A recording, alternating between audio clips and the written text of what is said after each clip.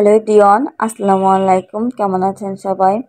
এটা হচ্ছে ঈদের দিনের ভিডিও ছিল, কিন্তু আমি ভিডিও হচ্ছে বড় ভিডিও পরে আর কি দিচ্ছি অনেক।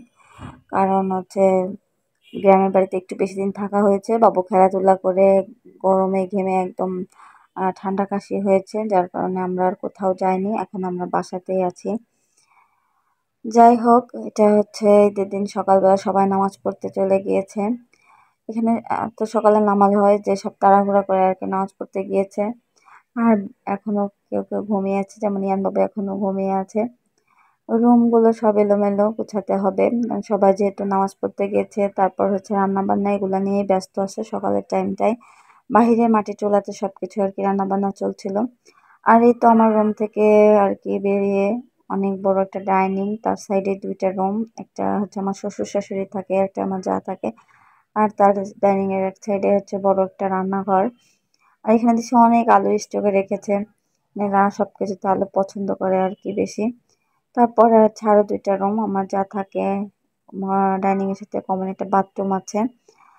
এখানে হচ্ছে 5টা রুম, 5টা বাথরুম, 5টা ব্যালকনি টোটাল।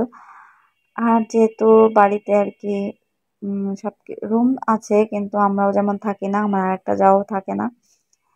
লোক সংখ্যা একটু কমই আছে এখন। যখন এক জায়গা হয় তখন কিন্তু অনেক লোকজন এই বাড়িতে আর কি। যাই হোক, আমি হচ্ছে ছাদে যাচ্ছিলাম, বাবুর একটু ভেজা কাপড় ছিল, ছাদে রোদ্রে শুকাতে দিয়েছিলাম। আর এই তো এর মাঝে কিন্তু বাবুকে ওর বাবা আর কি নামাজ শেষে তুলে নিয়ে গেছিল, রেডি করে আর কি বাহিরে ঘুরতে নিয়ে গেছে। আর এই যে সে চলেও এসেছে আমাকে ছাদে যেতে দিয়ে দেখে। সে আর কি গতির সাথে দেখেন সিঁড়ি বেয়ে নিজেই একা উঠে আসছিল। আর এখানে আবার একটু দাঁড়িয়ে দেখছিল, বাহিরে ছাগল দেখা যাচ্ছে। সে তাকে তো ঘুম থেকে জোর করে তোলা হয়েছে, এই জন্য তার একটু মুডটাও অফ অফ আছে আর কি। এই যে তার দাদা থেকে আবার দেখছে এখানে বাদাম নিয়ে আসছে, আমাকে বলছে বাদাম আর কি খোসা ছাড়িয়ে দিতে, খাইয়ে দিতে। তো আমি হচ্ছে দেব, কিন্তু তার আগে সে বাদাম একটা মুখে আর কি দিয়ে দিয়েছে। পরে আমি আবার হাত দিয়ে তাড়াতাড়ি বের করে নিচ্ছি।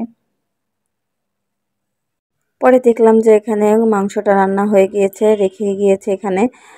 আরও রান্না বান্না আর কি চলছে। বড় একটা পাতিলেই কিন্তু রান্না করেছে, অনেক গরুর মাংসই রান্না করেছে, কিন্তু ভিডিওতে পাতিলটাও ছোট লাগছে, মাংসও কম লাগছে, কেন জানি না। এখানে একদম আমার শাশুড়ির হাতে রান্না তো বেশ সুন্দরই, মাশাল্লাহ। আর এই যে পিকো মিঠু হয়েছে ঈদ করতে আমাদের সাথে। আরও কিছু তো রান্না বান্না বাইরে চুলাতে চলছিল। আর এই যে বিকালের দিকে হচ্ছে ইয়ান বাবু তার দাদির সাথে একটু ফটোশুট করছিল ঘুম থেকে উঠে। আমরা এখন একটু বাহিরে ঘুরতে গিয়েছিলাম। আর রাতের বেলাতে ইয়ান বাবুকে হচ্ছে এখানে হচ্ছে মিষ্টি দিচ্ছিল, তো আমি বললাম না মিষ্টি খাবে না, তরমুজে থাক। তাই আবার তরমুজ আর কি কেটে দিয়েছে, সে বসে বসে যে তরমুজ খাচ্ছিল। পাশে একটা বাড়িতে আর কি গিয়েছিলাম। তো আজকে হচ্ছে এই পর্যন্তই, সবাই ভালো থাকবেন, আল্লাহ হাফেজ।